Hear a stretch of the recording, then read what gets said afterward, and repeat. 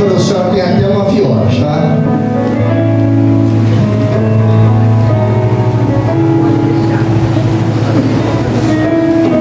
Deu para a igreja? Muito calor aí? Ah, não, né? Tá fresquinho. É fogo do Espírito Santo de Deus. Nessa noite, meu coração se enche de alegria e gratidão por mais uma oportunidade que o Senhor me confiou e o meu pastor de subir na tribuna para passar não aquilo que eu gostaria de passar, mas aquilo que o céu tem para nossas vidas nesta noite. Eu te confesso que eu relutei até ontem. O Senhor já tinha me dado a palavra e eu falei, Senhor, essa palavra mesmo. E hoje eu falei assim, Senhor, se não for essa palavra, me dá outra palavra. E de nesse exato momento, o Senhor falou assim, não é essa palavra. E eu já fiz o meu esforço e eu vou acabar dentro do horário em nome de Jesus.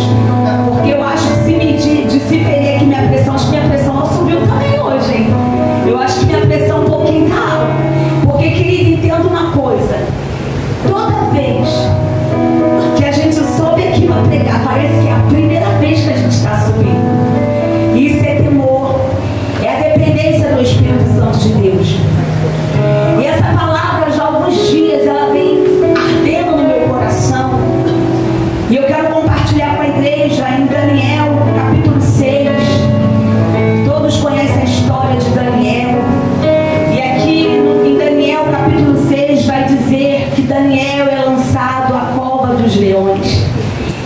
Mas o interessante, querido, que Daniel ele foi lançado na cova dos leões por uma injustiça. Porque queriam pegar alguma infração, vou falar assim, não andar na linguagem popular, para condenar, para soitear Daniel, açoitar, e não tinha, porque Daniel, eu creio que todos aqui já conhecem a história de Daniel. Se a gente for ler lá no capítulo 1, a gente vai entender o que a pastora Carmen vai pregar aqui, que Daniel é lançado na cova dos leões. Daniel, ele propôs no seu coração a não se contaminar. Então aqui a gente já pode entender que Daniel, ele foi separado e chamado para um propósito. E ele colocou no coração dele de não se contaminar. E mais ainda, ele propôs no coração dele de fazer um propósito de oração e de jejum. E nós estamos numa campanha de oração e jejum. E o que isso nos impulsiona a dizer? Que nós estamos na direção certa, porque aquele que peleja por nós é maior do adversário que tem se levantado para nos lançar na cova dos leões. Pode até nos lançar, querido, porque entenda, Daniel, com toda a fidelidade no Senhor, ele foi lançado, mas houve uma diferença. Daniel, ele foi guardado. O quarto homem da fornalha não deixou os leões comer Daniel. Enquanto Daniel esteve ali, aqueles leões teriam que jejuar. Porque o Senhor conhece a minha integridade e a tua integridade. E diz assim, em Daniel capítulo 6, eu vou ler do 16, vou pular alguns aqui, porque para mim ganhar tempo. Então vamos lá, querido, talvez a minha Bíblia ela tenha tradução diferente da tua. E eu vou ler até aqui, porque a minha Bíblia, a tradução dela é diferente. Todos acharam? Não, eu vou ler aqui porque eu marquei algumas coisas aqui. Diz assim, ó. Então o rei ordenou que trouxesse Daniel e lançasse na cova dos leões. Disse o rei a Daniel: o teu Deus, a quem tu continuamente serve, que te livre. dele. Foi trazido uma pedra e posto sobre a boca da cova, e selou o rei com o seu próprio anel e com um dos seus grandes, para que nada se mudasse a respeito de Daniel. 18. Então o rei se dirigiu para o seu palácio, passou a noite em jejum e não deixou trazer na sua presença instrumento de música, e fugiu dele o sono. Pela manhã, ao romper do dia, levantou-se o rei e foi depressa à cova dos leões. Chegando-se lá à cova, chamou por Daniel com voz triste. Disse o rei a Daniel: Daniel, servo de Deus vivo, dá-te por acaso que o teu Deus, a quem tu continuamente serve, tenha livrado dos leões? Então Daniel falou ao rei: ó rei, o rei vive eternamente. 22. E o Deus enviou ao seu anjo e fechou a boca dos leões, para que não me fizesse dano, porque foi achado em mim inocência diante dele. Também contra ti o rei não cometeu deleite algum. 21. 23. Então o rei se alegrou de sobremaneira e mandou tirar a Daniel da cova. Assim foi tirado Daniel da cova, e nenhum dano se achou nele, porque cercara no seu Deus. 28 para a gente encerrar. Daniel, pois, prosperou no reinado de Dário e no reinado de Ciro e da Pérsia. A igreja pode se assentar. Aleluia.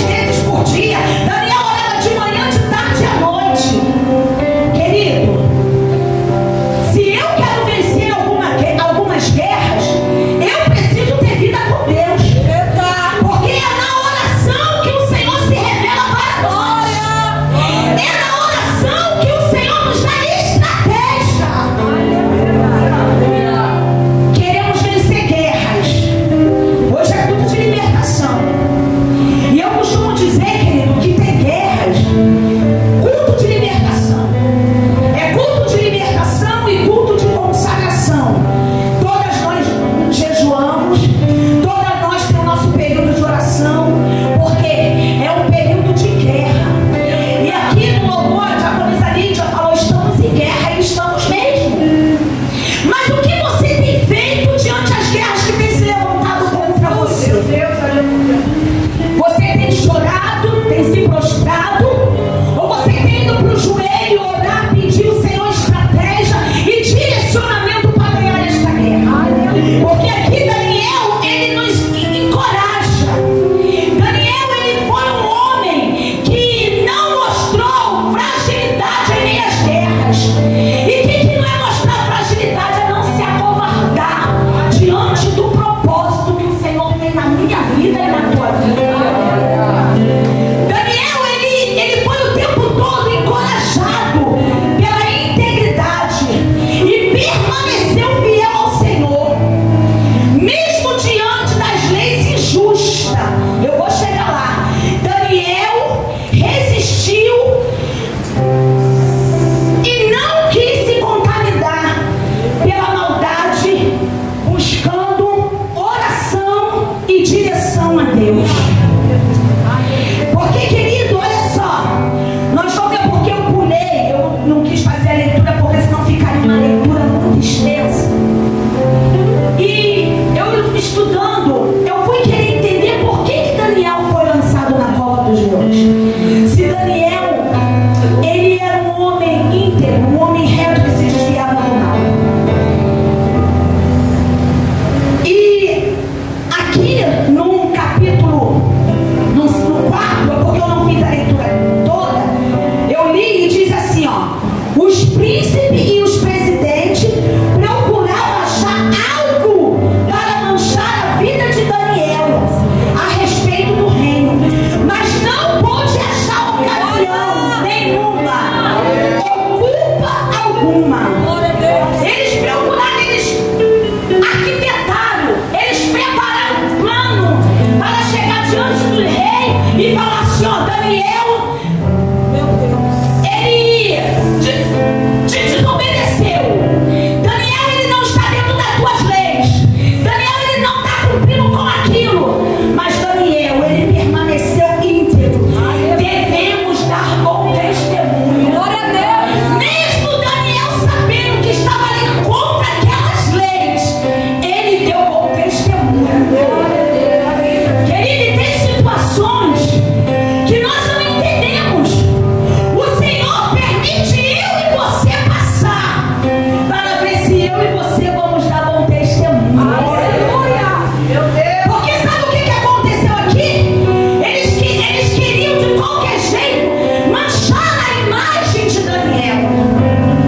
Eles queriam de qualquer jeito ter um trunfo na mão para que Daniel fosse executado. E aí o que ele fez? Eu preciso achar alguma coisa.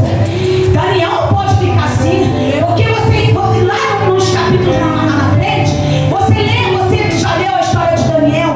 Daniel, quando ele se separou, quando o rei teve um sonho, só Daniel pôde interpretar aquele sonho.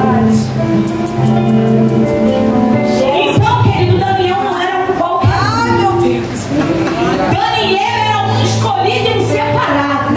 E eu já tenho uma palavra aqui de Deus para liberar sobre a sua vida.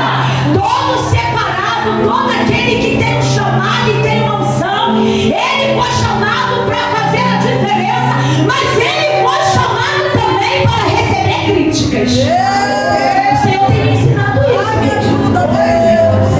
Porque eu entendo que não é só um aplauso, não. Nas críticas também traz crescimento. Glória a Deus. Porque com as críticas, eu falo assim, eu sou madura. Eu sou muito madura, eu já amadureci. Aí o Senhor fala assim, eu quero ver se você amadureceu. Permite situações. Mas em todas as situações que o Senhor permite, porque tem hora que eu questiono, Senhor, por que o Senhor permitiu? Ué, você não falou que é madura? A gente é provado naquilo que nós profetizamos. E esses dias, querido, eu vendo uma pregação, e o que me chamou muita atenção, porque num culto desse de libertação, a gente espera o quê? Demônios sendo manifestados, né? Pessoas derrubando, não.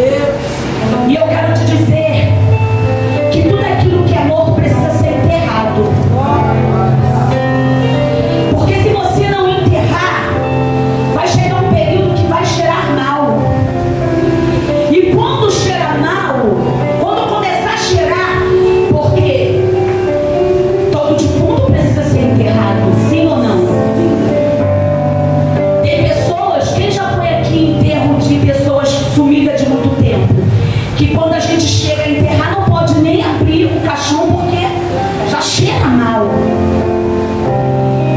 E tem situações, querido, nas nossas vidas que nós precisamos enterrar o defunto. Mas eu não estou falando de defunto de pessoas, mas sim de sentimentos.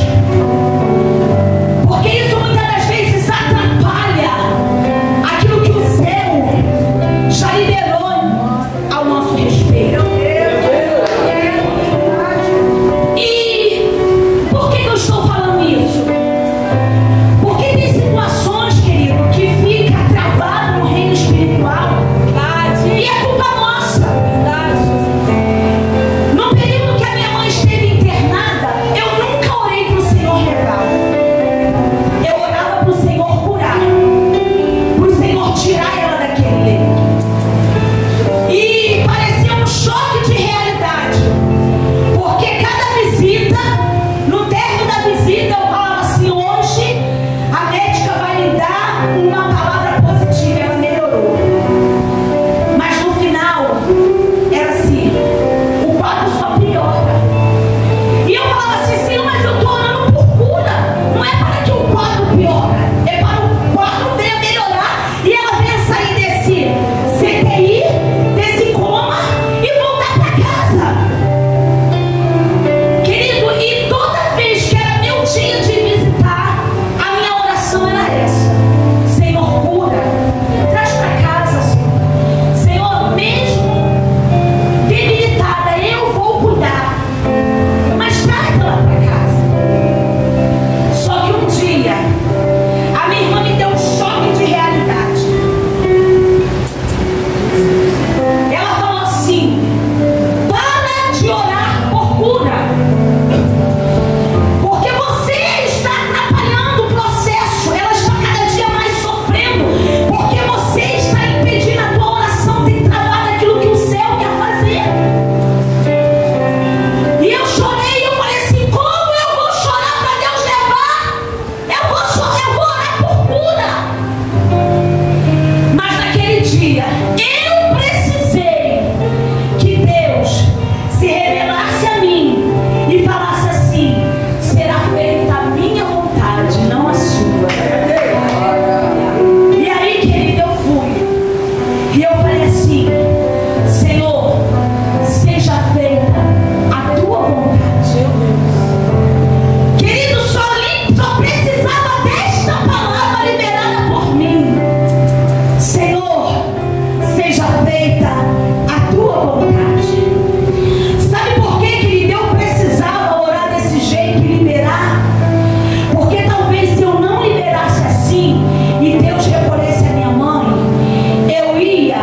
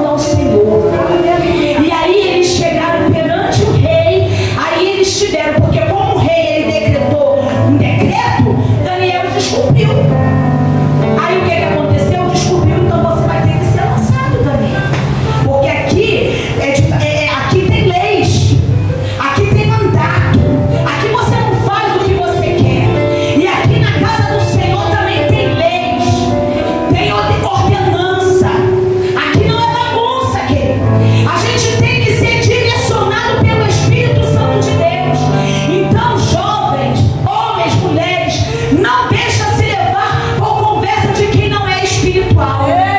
Porque entenda uma coisa: quando eu não sou espiritual, eu quero cair dentro da cova, mas eu não quero cair sozinho. Tem um ditado que eu gosto muito de declarar: pode um cego guiar outro cego? Pastor Gilvan tem um irmão que é deficiente. E pastor Gilvan, de vez em quando, sai daqui, vai lá para Itaboraí para poder resolver algumas questões com o irmão dele, porque o irmão dele não tem visão. Pode um cego guiar outro cego? Querido, é assim na presença do Senhor.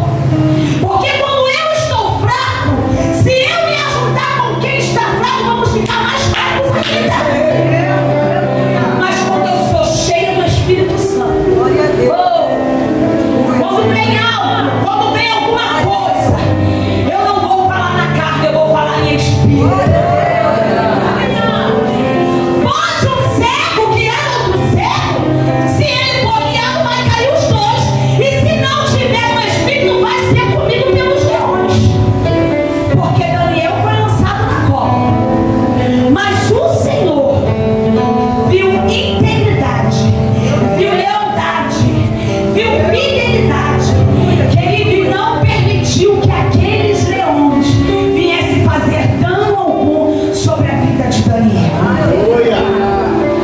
Querido, isso me alegra. Sabe por quê? Eu analisando esse texto, eu entendi que é por isso que nós enfrentamos. Eu não gosto de falar guerra.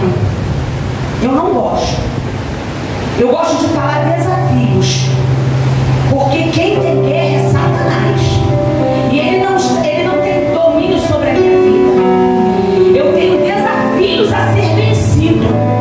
Guerra ele tem comigo. Porque quando eu entro numa guerra espiritual, eu sei que eu vou sair vitorioso. Então quem tem guerra é ele. É ele que está lá em guerra, querendo ceifar as vidas, querendo tirar a paz de espírito, querendo tirar o equilíbrio. Então é ele que vive em guerra. Eu não. Eu tenho desafios que ele apresenta para mim e que eu vou pro joelho para resolver. Porque quem tem guerra, querido, é ele.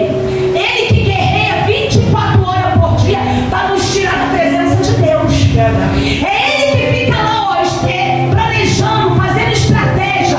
O que eu vou fazer hoje? O que eu vou fazer amanhã? O que eu vou fazer quando ela sair desse altar e chegar em casa? É ele que fica o tempo todo articulando planos.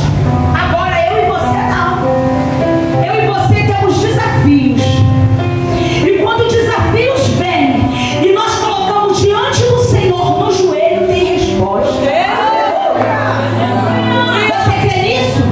O inimigo, ele sempre vai procurar alguma situação para nos acusar e tentar nos afastar de Deus. Ele sempre, porque esse é o papel dele. O plano dele é esse: nos tirar da posição e da dependência que nós temos no Senhor. Mas a pastora Carmen acabou de falar que quem é espiritual consegue discernir. E na segunda-feira, a gente ali no lanche, veio uma tropa forte. A gente trocando experiência. E ela falou assim: porque a missionária, tudo dela é espiritual. Eu falei assim: opa, então eu encontrei alguém que pensa igual a mim. Querido, porque tudo eu levo pro espiritual. Aí eu olho. Aí quando eu vejo que não tem solução, aí agora é carnal. Agora é falta de vergonha na cara. Mas primeiramente a gente tem que ganhar no mundo espiritual, querido. E se a gente ora, se a gente jejua, se a gente decreta, abre mão de algumas coisas para vencer o desafio e não é vencido,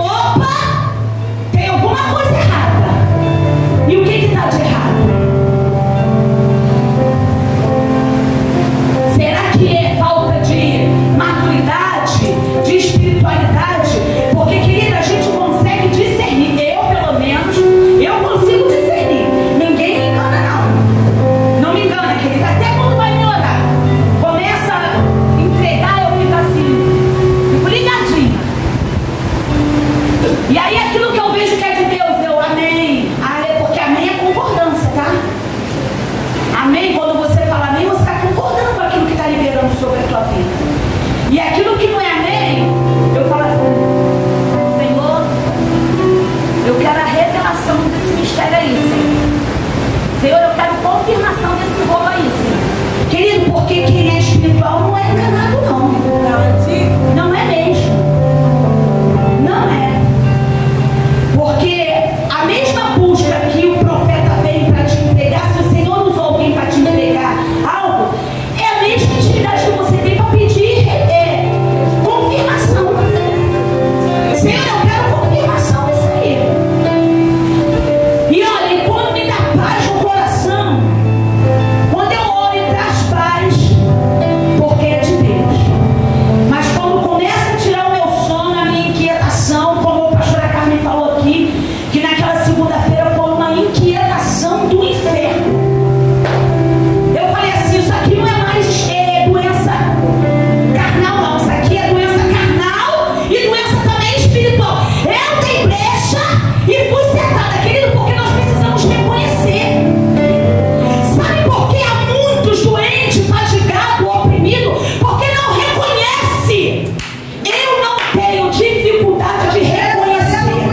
Não tenho. E eu falei assim, minha pastora, olha, meia-noite, me ajuda a orar, porque hoje o negócio está bravo pro meu lado. Pastora, nem orar em pensamento eu estou conseguindo. Satanás, ele está com uma fúria tão grande que até na minha mente ele está querendo roubar a minha paz. Querida, tá pensando que a gente não passa por isso, não? Passamos. Mas aí eu identifiquei.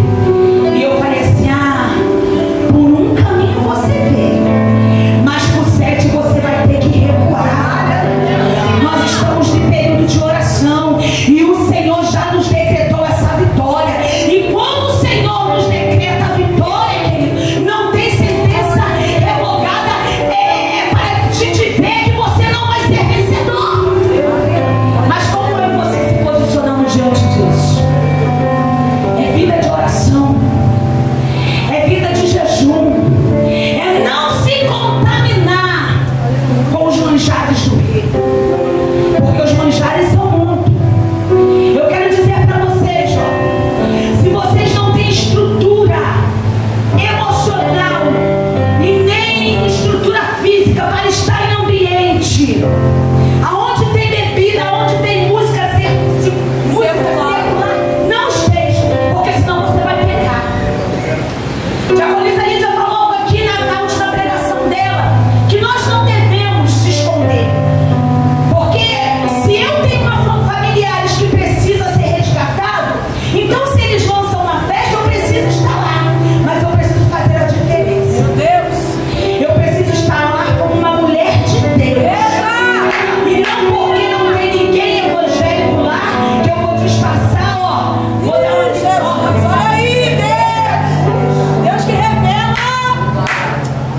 Teu líder não está aqui, teu líder não está, mas o Deus Todo-Poderoso está lá de dentro.